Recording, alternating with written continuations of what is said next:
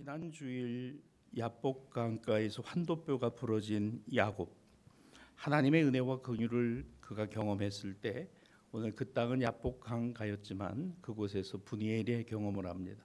하나님의 얼굴을 보았다.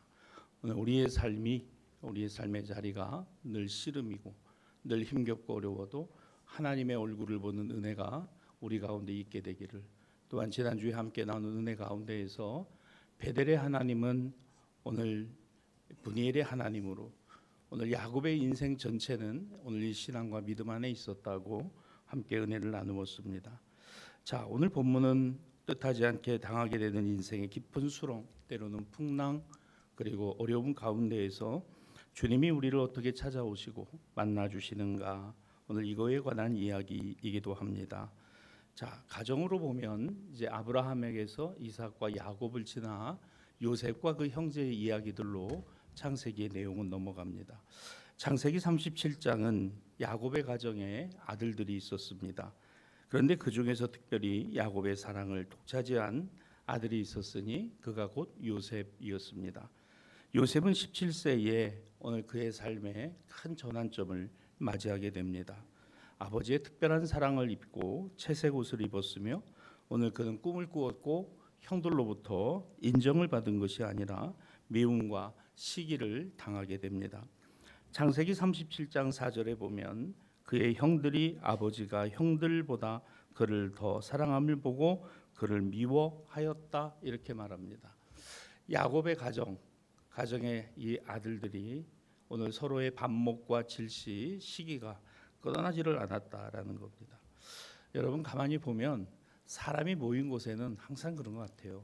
나 혼자인 경우는 다르지만 적어도 둘 이상이 되면은 거기에서는 선후가 있고 우열이 있고 그리고 나음과 모자람이 있습니다. 왜 그렇죠? 비교 때문에 그랬어요. 이 비교하기 때문에 이렇게 됩니다. 이 야곱의 아들들을 놓고도 가만히 보면 어머니들이 좀 달라요. 어머니들이 다르고, 그리고 이 형제 간에도 서로 성향과 성격이 다릅니다. 거기에 기름을 부은 것이 바로 이 야곱이 특별히 그 아들 중에 요셉을 사랑했다, 편애했다는 거예요. 왜냐하면 목동의 일을 해야 되는 이 야곱의 아들들이 사실 채색 옷, 이 비단 옷을 입는다는 거, 이 물감 들인 옷을 입는다는 거는 이건 거의 불가능에 가까운 겁니다. 근데도 유독 요셉에게만큼은 야곱이 채색 옷을 입혔다는 거예요. 그렇게 되니까 이 형들이 보고, 아니 왜 우리는 그냥 이렇게 목동으로 일을 해야 되고 저 요셉 동생은 저렇게 아버지의 사랑을 받고 그렇게 일도 안 하고 저렇게 채색 옷을 입을까? 오늘 이게 불화의 원인이었고 시기와 질투의 내용이기도 했습니다. 자, 어느 날 세겜으로 이제 형들의 안부를 살피러 요셉이 가게 되는데 형들은 요셉이 온다는 것을 알고 이런 생각을 하게 됩니다. 요셉을 멀리서 보고 죽이기를 꾀하고, 요셉이 오는 것을 바라보며 이 기회에 요셉을 없애야 되겠다. 자, 그를 죽여 한 구덩이에 던지고 우리가 말하기를 짐승이 잡아갔다라고 아버지에게 가서 말하자, 이렇게 이야기를 합니다. 여러분, 이게 얼마나 밉고 싫었으면, 얼마나 자기의 동생이지만 비록 배가 다른 동생이라 하더라도 이게 얼마나 보기 싫었으면은 이런 내용의 이야기를 했겠어요. 없애야 되겠다, 이런 마음을 갖게 됩니다. 아버지 야곱의 편애의 상징과도 같았던 요셉이 오늘 채색 옷을 입고 형들 옆에 나타날 때 형들은 그 옷을 완전히 발가벗기고 찢어서 버린 다음에 오늘 요셉을 구덩이에 던져버립니다. 이 구덩이에 던져졌을 때 요셉이 느꼈을 그 수치와 절망감은 어떤 정도였을까? 요셉이 몰랐을까? 자신이 왜 이런 처지와 이런 형편에 처하는지 그는 과연 몰랐을까? 한 가정 안에 이 신앙 안에 믿음 안에 있다고 해서 다 같은 신앙과 믿음으로 자라가는 것도 아니더라고요. 오늘 이 야곱의 이 아들들, 형제들을 놓고 보면은 이 반목과 시기와 질투가 항상 있었다는 것을 보게 됩니다. 그거를 야곱이 원했고 그 가정이 그와 같은 삶을 살아가는 걸 당연하게 여겼다? 그렇지 않을 거예요. 여러분, 때로 우리는 가정을 위해 기도하고 자녀들을 위해 기도하지만 부모의 기대와 우리의 기도와 다른 자녀들의 모습을 볼 때 실망하기 쉬워요. 낙심합니다. 그리고 오늘 그 문제는 쉽게 해결되지 않습니다. 야곱이라고 해서 이 문제를 몰랐을까요? 이런 정도까지 될 거라고 생각을 못했을까요? 요셉의 입장에서는 얼마 전까지 아버지의 따뜻한 장막에서 사랑을 받았습니다. 피를 나눈 형제들의 손에 의해서 옷이 찢겨지고 구덩이에 던져집니다. 위를 쳐다보아도 하늘뿐이요, 아무리 자기 자신이 이것을 올라가려고 해도 도저히 올라갈 수 없는 그 구덩이에 빠졌어요.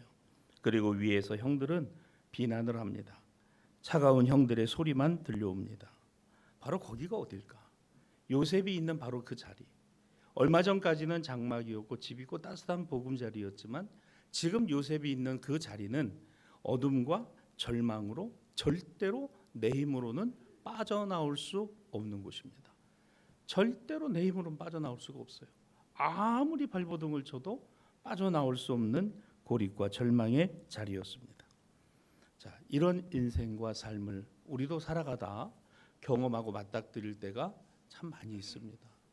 오늘 우리가 함께 읽은 마태복음 14장의 내용 역시도 이 내용과 같은 주제로 연관을 지어보면 풍랑 가운데, 갈릴리 호수에서 만난 풍랑 가운데 도저히 그 풍랑을 잠재울 수 없고 그 가운데 고통당하고 있는 제자들의 고립과 절망 역시도 똑같습니다.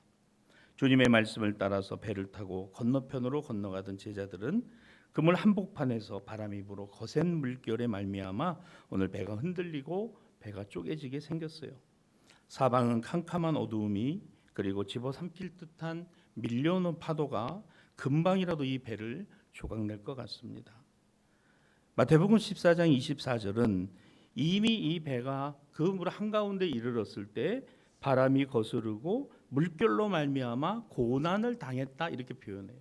그러니까 제자들이 그 속에서 어찌할 바를 모르는, 내 힘으로는 절대로 이 물결과 물살을 헤쳐나갈 수가 없는 상황에 처해진 겁니다.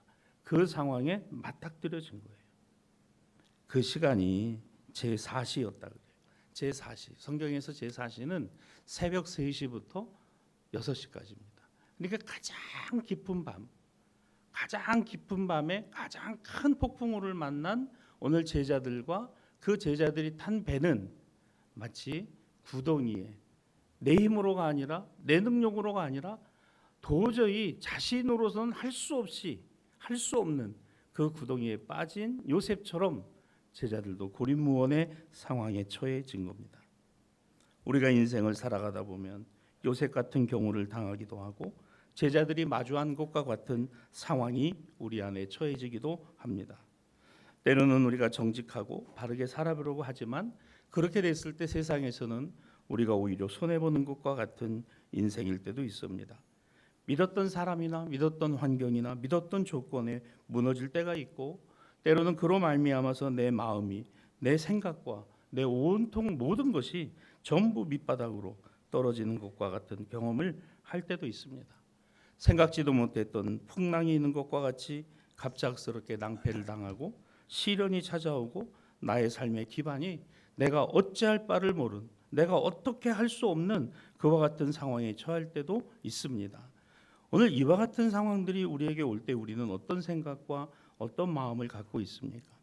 예고 없이 찾아온 질병의 문제의 파도, 가족과 가정을 흔들어 도무지 어떤 소망도 내 힘으로 가질 수 없는, 내 의지로는 해결할 수 없는 그런 상황에 처할 때가 얼마나 많이 있느냐. 개인도 가정도 어떤 모임도 그리고 나라와 국가도 마찬가지입니다. 우리가 일제 식민지 시대를 살아간 게 그게 우리의 의지로 된 것이었겠어요? 오늘 그 삶이 얼마나 지속될까 어느 누구도 예단하지 못했습니다. 그럼에도 불구하고 1945년 8월 15일 갑작스럽게 해방을 맞이하게 됐어요. 우리 의지가 아니었어요. 우리의 소원이었고 생각이었지만 그러나 우리가 우리 뜻대로 우리 마음대로 정하지 못했다라는 겁니다. 무엇으로 되었습니까? 하나님의 은혜로 된 것이고, 하나님의 은혜로 되었다는 증거가 뭘까? 한국 교회는 일제 치하에서도 절대로 포기하지 않았던 신앙이 있었고 믿음이 있었다는 겁니다.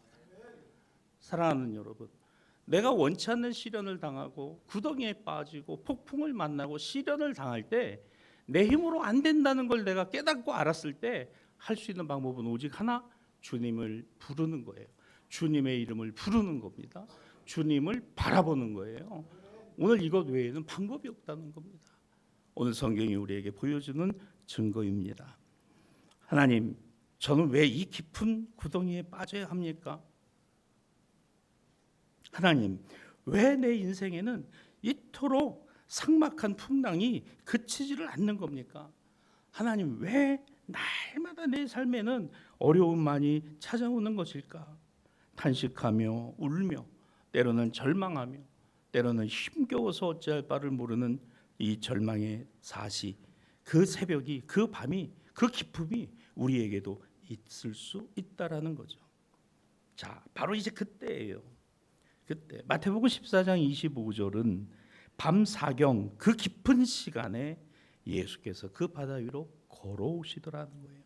그 바다 위로 걸어오고 계시더라.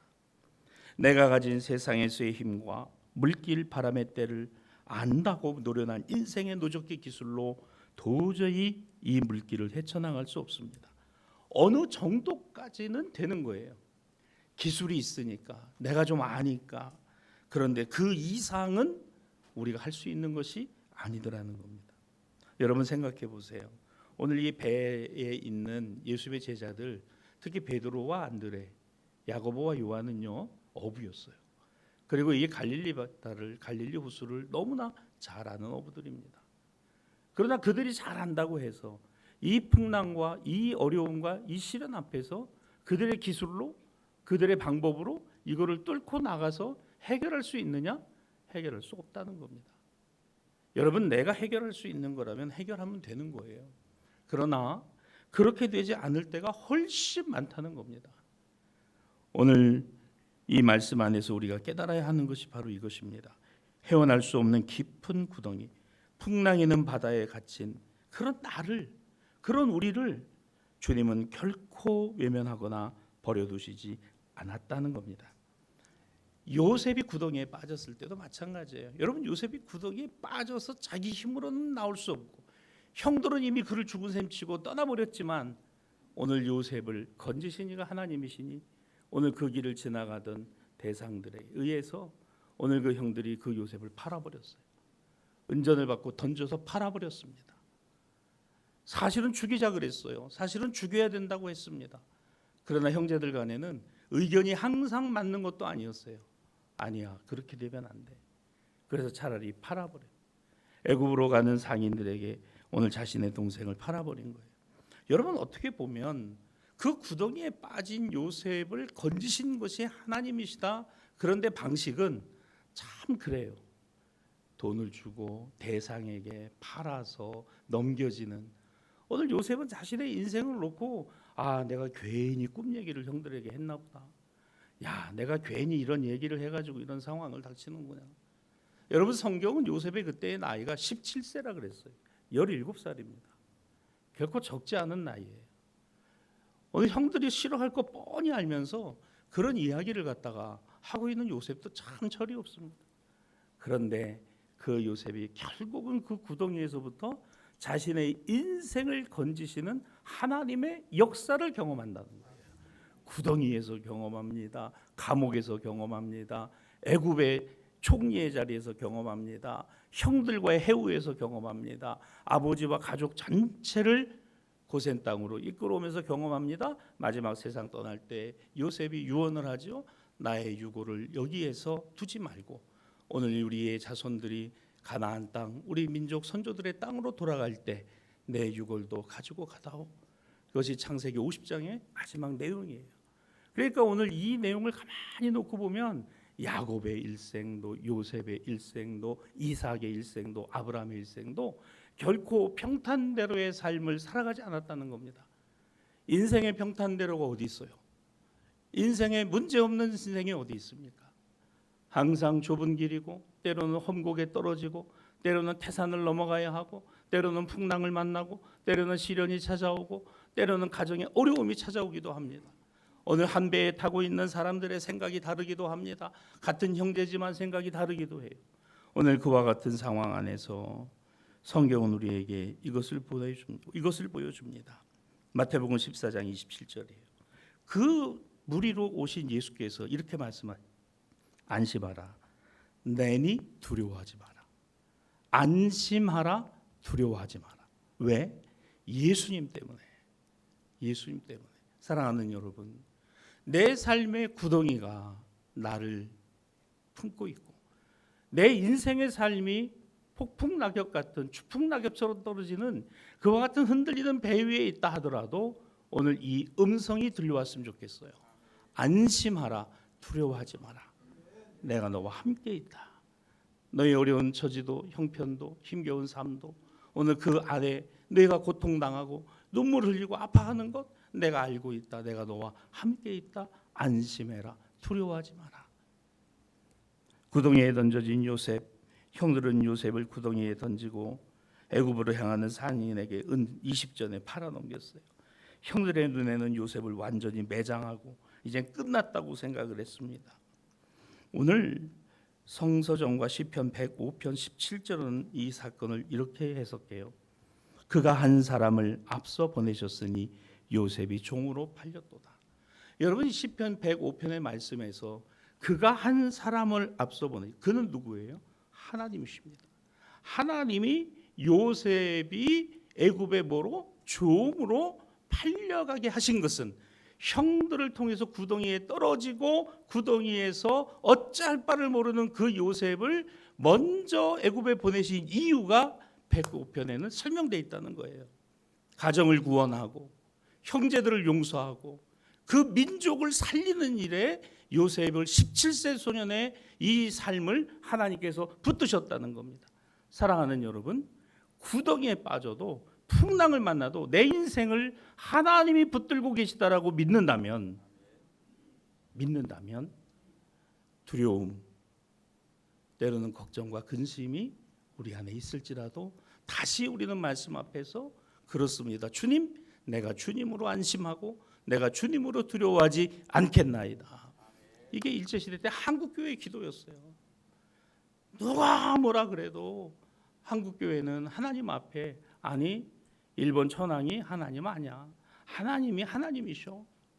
예배를 못 드리게 하고 탄압을 하고 총칼로 그 순교적인 신앙과 믿음을 갖고 있는 오직 한 가지 소망이 뭐예요? 우리 민족, 이 민족 하나님 앞에 예배하고 기도하는 우리 민족을 하나님이 반드시 살리시고 반드시 해방할 날이 온다라는 믿음을 갖고 있었던 거죠. 그래서 한국교회는 그 당시 독립운동의 중심이었고 오늘 그 중심에 그리스도인들이 있었다는 거예요. 그들이 뛰어나서, 그들이 대단해서, 그들이 엄청나서가 아니었어요. 오직 하나님을 의지하고 그 하나님을 바라보았기 때문입니다. 형들이 팔아넘긴 것이 아니었어요. 그렇습니다. 신앙의 눈으로 보니까 하나님께서 야곱의 가문을 살리시고 오늘 이 민족을 구원하시기 위해서 요셉을 애굽에 먼저 보내신 일이었다라고 시편 105편은 고백하고 있다는 거예요.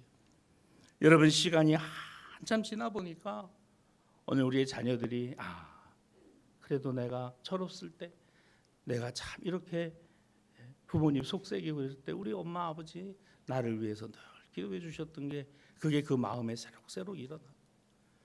생각해 보니 정말 하나님 은혜가 아니었으면 내가 여기까지 오지 못했을 것이다. 이렇게 고백할 수만 있다면 여러분, 그런 날이 올 것이라고 믿습니까? 그런 날이 옵니다. 그러니 포기하지 마시고 오늘 그 자녀들을 위해서 기도하고 우리 가정을 위해서 최선을 다하고 오늘 이 신앙과 믿음을 갖고 살아가는 것. 왜? 주의 이름을 부르는 곳에 주님이 계시고 주님의 이름을 부르는 자는 구원을 얻으리라. 주님의 이름을 부르는 자들이 복을 받는 하나님의 자녀들이라고 성경이 약속하기 때문입니다.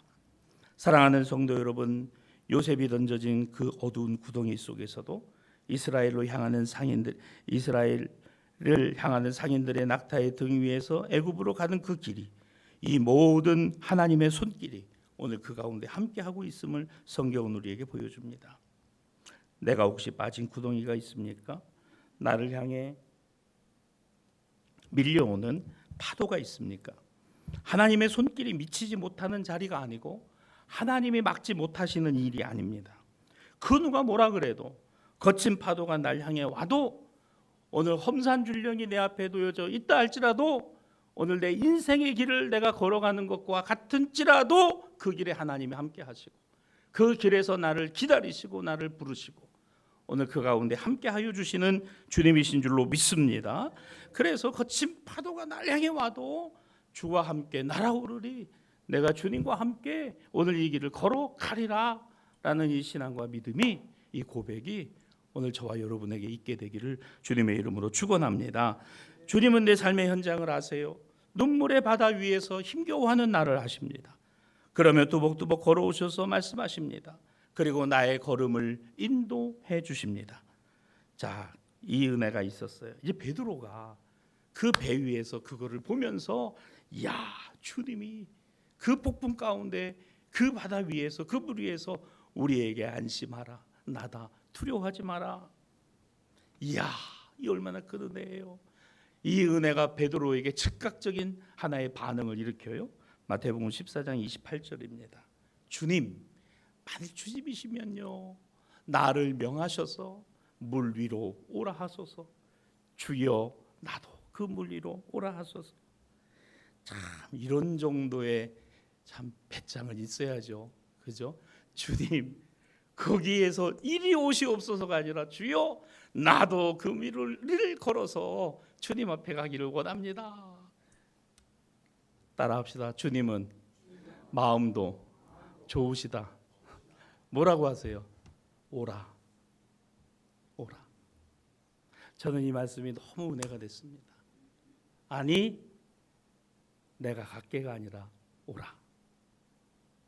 여러분, 주님은 오라고 하세요. 내게로 오라. 오라. 베드로가 배에서 내렸어요. 물 위로 걸어갑니다. 세상에 베드로가 무슨 기술이 있어서요? 무슨 능력이 있어서요? 베드로에게 무슨 기술이 있어요? 고기 잡는 기술밖에 없어요. 무슨 능력이 있습니까? 아무 능력도 없어요. 그런데 어떻게 물 위를 걸어갈까요? 무엇 때문에요? 여러분, 주님이 붙들고 계시기 때문인 거예요. 주님이 붙들어 주시기 때문인 겁니다. 그래서 주님만 바라보고 가는 거예요. 그의 목적지는 바닷속도 아니고 하늘도 아니고 내 앞에 서 계신 주님을 똑바로 바라보고 주님이 오라, 그 말씀 의지해서 주님을 향해서 걸어가는데 이게 물 위를 걷는 건지 땅 위를 걷는 건지 그것도 모르는 그 길을, 그 물 위를 걸어갑니다. 하나님의 거룩하신 은혜, 주님의 능력이 베드로를 떠받치고 있었어요. 오늘 이 은혜가 저에게도 여러분에게도 있게 되기를 주님의 이름으로 축복합니다. 주님의 이름을 부르는 사람, 주님이 오라는 말씀을 듣는 저와 여러분이 오직 주님만을 바라보고 걸어갈 때 주께서 우리의 발을 떠받쳐 주시고 우리를 그 풍랑과 어두움 가운데서 건지시고 이끄시는 주님이신 줄로 믿습니다. 그래서 이 은혜가 쭉 이어져야 돼요. 그래서 여러분, 은혜 위에 은혜를 구하세요. 성령 충만 중에 충만을 구하시고 하나님, 때로 내가 주님 외에는 다른 데 시선 두지 않기를 원합니다. 주님만을 바라보기를 원합니다. 이 기도가 있게 되기를 주님의 이름으로 축원합니다. 그런데 베드로는 그렇게 기도했어야 되는데, 그렇게 아멘하고 가야 되는데 30절입니다. 바람을 봅니다. 무서움이 찾아오고 두려움이 다시 찾아왔어요. 그러면서 빠지기 시작했습니다. 점점점 빠지면서 소리를 질러 주여 나를 구원하소서, 주여 나를 구원하소서. 잘 걸어가던 베드로가 갑자기 바닷속으로 빠져들어가요. 물속으로 들어가요.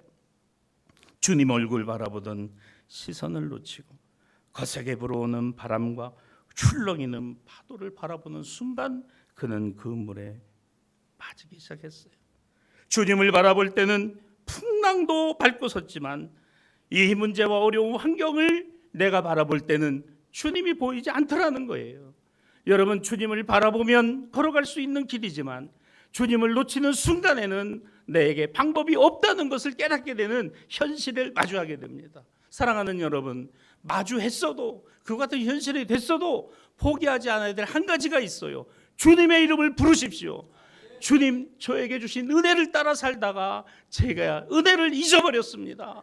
주님, 말씀 보고 기도하며 살아가던 제가 말씀도 안 보고 기도도 안 하는 제가 됐습니다. 주님, 나를 건져 주시옵소서. 주님, 나를 붙들어 주시옵소서. 주의 이름을 부르는 자는 구원을 얻으리라. 오늘 주님의 이름을 베드로가 불렀어요. 주님이 그의 소리를 들으셨습니다. 나를 건져 주실 전능하신 주님을 바라보지 않았기에 나를 위협하는 팍팍한 경제적인 현실과 사람들의 비난과 연약한 환경 안에서 바람만을 바라보더니 거기에 빠져들어갔던 그가 짧게 주여 나를 구원하소서 소리질러 주여 나를 구원하소서. 주님은 주님의 이름을 부르는 자를, 부르짖는 자를, 찾는 자를 결코 외면하지 않으세요. 손을 내미시고 붙잡으시고 건져주시고 일으켜 주십니다. 그러면 말씀하세요. 자, 31절로 32절을 볼까요? 예수님께서 즉시라는 말이 나옵니다. 자, 이 즉시라는 말이 어디서 연결될까요? 주여 소리질러 주여 나를 구원하소서라는 말이 떨어지자마자 즉시인 겁니다. 여러분, 내가 빠져들어가고 내가 답이 없다 거기서 헤매이고 있던 그런 나를 보시는 주님, 그러나 그 주님의 이름을 부를 때 주님이 즉시 손을 내밀어 그를 붙잡으시고 말씀하시기를 믿음이 적은 자여 왜 의심하였느냐. 그러며 32절에 배에 함께 오르며, 자, 이 말씀 잘 보세요. 31절로 32절 사이에 풍랑 한가운데 계시는 예수님께로 베드로가 걸어가다가 빠졌는데 그 베드로를 건지신 예수님이 그 베드로를 데리고 어디로 다시? 배로 오셔서 함께 타셨다는 거예요. 여러분, 우리는 주님이 붙들어 주시는 경험을 해야 사는 겁니다. 우리는 주님이 붙들고 계시다는 것을 알아야 살 수 있는 겁니다. 여러분, 베드로는 주님을 바라볼 때 그것을 경험했어요. 그러나 빠져들어갈 때 주님의 이름을 부르는 순간 주의 손이 그를 붙드셨어요. 저는 우리 사랑하는 성도들, 신앙가족들, 어떠한 위급지경과 어려움이 있든지 주님의 이름을 부르는 저와 여러분을 주께서 보호하시고 붙드시고 인도해 주신다고 믿습니다. 주님의 이름을 부르는 자는, 주님의 이름을 부르는 사람은 시련이 있어도 절망이 있어도 고난이 있어도 구덩이에 빠져도 풍랑이 일어도 폭풍이 일어도 주님의 이름을 부르는 사람은 주님이 손을 내밀어 그를 붙드시고, 아니 그와 같은 삶 안에서도 주님이 나를 떠받치고 계시고 나를 떠붙들고 계시고 나를 붙들고 계심을 내가 알고 내가 믿고 살아가는 것 얼마나 귀하고 복 있는 일인가 다시금 이 말씀 안에 깨닫게 됩니다. 우리의 시련과 절망 중에 부르는 이름, 그렇습니다. 인생 때로 캄캄한 구덩이 속에서 빠져가는 바다 가운데 내 힘으로 아무것도 할 수 없는 것과 같은 이 같은 상황 속에서 즉시 그렇습니다. 주님이 나를 붙드시는 것, 주여 나를 구원하소서. 오직 주 예수 그리스도의 은혜와 능력이 오늘 내가 그 이름을 부를 때 그 이름에 능력이 있다. 주의 이름에 능력이 있어요. 따라합시다. 예수님의 이름에 능력이 있습니다. 그래요. 내 이름의 능력이 아니에요. 내 이름 석자의 능력이 있는 게 아니에요. 주의 이름의 능력이 있습니다. 주님의 이름을 부르는 자는 구원을 받는다. 왜? 예수님의 이름이 능력이 있습니다. 한국교회가 조국 독립을 위해서 부르짖고 기도하는 것은 오늘 만왕의 왕 만주의 주는 오직 예수 그리스도시요 다시 이 땅에 오실 주님이시오니 주여 한국교회를 긍휼히 여기시고 이 한민족을 하나님 살려주시옵소서. 조국 해방과 민족 독립을 위해서 얼마나 많은 선현들이 피를 흘리고 오늘 이 신앙과 믿음을 지켜냈냐는 거예요. 여러분, 재밌는 것은 한국교회에 복음이 들어올 때요, 인천 제물포를 통해서 들어온 한 그룹이 있고요, 그 다음에 또 하나는 저쪽 북쪽에 간도, 그러니까 중국을 통해 가지고 간도 쪽으로 해서 들어온 그런 복음을 전했던 선교사님들의 계열이 있습니다. 그런데 우리는 인천과 제물포를 통해서 들어온 이 선교사님들에 대한 노드나 아펜젤러, 그런데 그 북쪽의 간도와 이 이 중국을 통해서 들어온 이 스코틀랜드나 북캐나다 장로교회 선교사들은요, 민족 의식이 굉장히 강한 선교사들이었어요. 그래서 그곳에서 명동학교를 세우고 그 명동학교에서 오늘 이 조선의 독립을 위해서 한글을 가르치고 복음을 전하고 오늘 이 신앙을 전수했던 선교사들이 있었습니다. 그 선교사들로부터 복음을 받아들이고 그 신앙과 믿음을 가진 사람 중에 누구? 윤동주가 있어요. 윤동주가 명동학교 출신입니다. 그리고 문익환 목사님이나 그 가족들이 바로 신앙과 믿음의 세대를 바로 그 북스코틀랜드 선교사들로부터 받은. 그래서 이 간도의 명동학교는 바로 민족 의식을 고양한 가장 중요한 핵심 중에 핵심이었어요. 그래서 여러분, 이 무장 투쟁이 일어나서 일본군을 청산리 대첩이라든가 이런 싸움을 통해 가지고 오늘 일본군을 괴멸시킨 것이 다 간도에서 일어나는 일입니다. 이 신앙과 믿음을 가지고 철저하게 하나님 주권, 하나님이 반드시 우리 민족 살리신다. 왜? 일본의 전쟁은 정당성도 없습니다. 아시아를 침략하고 탐욕스럽게 수많은 사람을 학살하고 그리고 그들을 노예로 삼고 오늘 그와 같은 일들을 가지고 하나님 이 민족을 붙들어 주시옵소서. 유대 민족을 살리시고 히브리 민족을 건지신 하나님, 우리 민족을 살려 주실 줄 믿습니다. 기도할 때 우리의 힘과 능력으로 아니라 그 주의 이름이 오늘 우리를 살리시고 오늘 세계와 일방들을 움직여서 오늘 이 나라가 조국 독립과 해방을 맛보게 된 거였던 겁니다. 사랑하는 여러분, 지금도 하나님은 우리 조국 대한민국과 이 땅을 붙들어 주시는 줄 믿습니다. 우리의 기도가 여기에 있어야 하고 우리가 조국 통일을 위해서 그리고 복음적 통일을 위해서 기도해야 되는 것은 그게 언제 되겠어? 여러분, 우리 젊은 세대들 20대, 30대 이하 20대 청년들의 85%가 통일을 반대한대요. 필요 없다 이거예요. 이제는 그냥 이렇게 살면 된다. 근데 여러분, 그렇습니까? 아니에요. 여러분, 통일이 돼야 될 분명한 이유가 있어요. 그 땅의 교회가 회복되고 그리스도의 복음이 다시 살아나야 되니까, 그래야 통일되는 거죠. 그걸 위해서 우리가 통일을 기도하는 것입니다. 여러분, 이 기도가 우리 가운데 있게 되기를 주님의 이름으로 축원합니다. 그래서 예수 그리스도는 인생의 시련의 구덩이와 경랑의 폭풍 가운데 있는 우리, 그리고 이 땅과 이 민족과 이 나라를 붙잡아 주시고 건져 주시고 살게 하시고 기적 가운데 이적 가운데 하나님의 살아계심을 경험하게 하셨으니 오늘도 이 하나님은 살아계신 우리 주 하나님이신 줄로 믿습니다. 말씀을 정리하죠. 지금 내가 살아가고 있는 나의 삶의 자리, 신앙의 자리가 어디입니까? 형들의 미움을 받아 채색옷이 찢긴 채로 구덩이에 던져진 요셉, 새벽 한밤중에 풍랑을 맞으며 사투를 벌이며 오늘 배 위에서 어쩔 줄 모르는 제자들과 오늘 그들을 바라보고 걸어오고 계신 주님, 그 무리를 주님 보고 걷다 바닷속으로 빠져들어갔던 베드로. 그렇습니다. 우리의 인생이 요셉 같을 수도 있고 베드로와 같을 수도 있어요. 신앙과 믿음은요, 내가 가졌다 뺐다가 아니라 내가 주님 나라 가는 그날까지 끝까지 붙들고 가야 하는. 여러분, 요셉의 평생은 이방 땅에 살아도 하나님의 자녀인 것을 잊지 않았습니다. 여러분, 베드로는 이 같은 은혜의 경험을 하면서 그는 마지막 순간까지 예수님을 배신한 사람이었음에도 불구하고 오늘 주님은 그 베드로를 끝까지 품으시고 오늘 그 베드로를 통해서 하나님의 교회가, 주님의 교회가 교회되는 일의 시작이 되게 하셨으니 주는 그리스도시요 살아계신 하나님의 아들이십니다. 오늘 이 신앙 고백이 실제가 되는 거예요. 오늘 베드로가 신앙 고백한 그 신앙 고백이 진짜가 되는 겁니다. 저는 우리 대사교회 성도들, 우리 사랑하는 신앙 가족들, 우리의 기도, 우리의 말씀 묵상, 우리의 찬양과 예배가 오늘 이것으로 끝이 아니라 우리의 삶의 실제가 되기를 주님의 이름으로 축복합니다.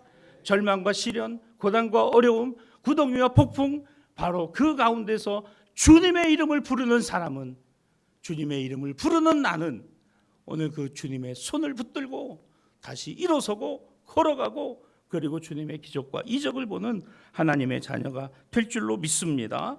오늘 세상의 눈을 볼 땐 아무것도 아닌 것 같지만 여러분, 교회는 주님의 이름을 붙들어서 능력이 있고 주님의 이름을 전하기에 능력이 있고 주님의 이름을 온 세상에 전파하기에 능력이 있어요. 오늘 우리에게 능력이 있는 게 아니라 능력은 하나님께 있습니다.